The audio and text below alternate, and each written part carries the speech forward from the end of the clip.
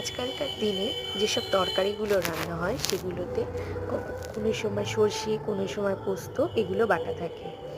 আজকে যে রেসিপিটা দেখাবো সেটা অনেক দিন আগের এবং বলা যায় এটা অনেক পুরনো বাঙাল রান্না। তার জন্য আপনাদের লাউ ডগা, লাউ পাতা, কুমড়ো, শিম আর লাউ কুচিয়ে নিতে হবে। আমি শুধু লাউ বাদ দিয়ে আর সবগুলোকে সেদ্ধ করে নিয়েছিলাম। আপনি এর মধ্যে বেগুন, পটলও দিতে পারেন, মিষ্টি আলুও দিতে পারেন। এখানে আমি এমনি আলু দিইনি, আপনি চাইলেই দিতে পারেন। এবার সর্ষে তেলের মধ্যে কালো জিরে, তেজপাতা ফোড়ন দিয়ে সেদ্ধ করা তরকারি আর লাউ দিয়ে নুন, হলুদ, গুড় দিয়ে নাড়িয়ে নিন। নাড়িয়ে নেওয়ার পরে দেখবে একটু জল বেরোচ্ছে, তারপর ঢাকা দিয়ে রাখবেন। ঢাকা দিয়ে রাখার পরে জল যখন মরে আসবে তখন আপনি একটু নাড়াচাড়া করে নামিয়ে দেবেন।